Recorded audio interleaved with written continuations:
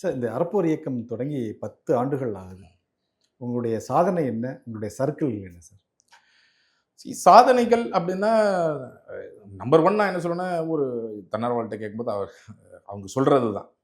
இந்த 10 வருஷம் எங்களுக்கு அறப்போர்னா என்னென்னா, ஒரு சாதாரண மனிதர் கூட ரொம்ப பவர்ஃபுல்லாக இருக்கக்கூடிய ஆட்சியாளர்கள், அதிகாரிகளை கேள்வி கேட்க முடியும் அப்படிங்கிற ஒரு வழிமுறையும் ஒரு தைரியத்தையும் எங்களுக்கு கொடுத்தது அறப்போர் இயக்கம் அப்படின்னு சொல்கிறாங்க. ஸோ அது ரொம்ப முக்கியமான ஒரு விஷயமாக நம்ம பார்க்குறோம்.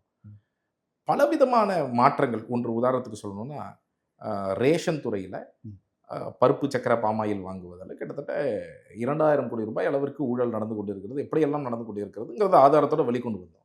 கொண்டு வரும்பொழுது ரொம்ப முக்கியமாக இப்போ பருப்பில் உதாரணத்துக்கு 146 ரூபாய்க்கு கொட்டேஷன் கொடுக்குறாங்க. ஏன்னா அதில் மோனோபொலி இருக்குது. ஊழலுடைய ஒரு முக்கியமான பிரச்சனை என்னன்னா, மோனோபொலி இருந்தால் ஊழல் வந்து மிகப்பெரிய அளவில் இருக்கும். அப்போ அந்த ஒரே ஒரு நிறுவனம், கிறிஸ்டிங்கிற ஒரே ஒரு நிறுவனம் மட்டும் போட்டி போடக்கூடிய வகையில் இருக்குது. இது எதனால் இப்படி மாற்றிருக்கிறாங்க, எப்படியெல்லாம் மாற்றிருக்கிறாங்க டெண்டர் விதிகளை சிஸ்டம் வெளிக்கொண்டு வரும்பொழுது 146 ரூபாய்க்கு பருப்பு 1 கிலோ அவங்க கொட்டேஷன் கொடுக்குறாங்க. ஆனால் அன்னைக்கு மார்க்கெட் ரேட்டில் 90 ரூபாய் ஹோல்சேல் ரேட்டு.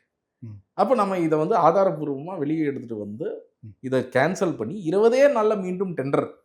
ஆனால் நம்ம கேட்ட விதி மாற்றங்கள்லாம் அரசாங்கம் செஞ்சாங்க. அது செஞ்சதோடைய விளைவு என்ன ஆச்சு அப்படின்னா, 20 நாள் கழித்து அதே ஒப்பந்த இதுக்கு 10 பேர் போட்டி போட்டாங்க. ஏன்னா ரிலாக்ஸ் பண்ணி இப்போ இருக்கிற டீலர்ஸ் எல்லாருமே போடுவாங்க. 146 ரூபா கொடுத்து அதே கிறிஸ்டியனோடமே 87 ரூபான்னு ரேட் கொடுத்தாங்க.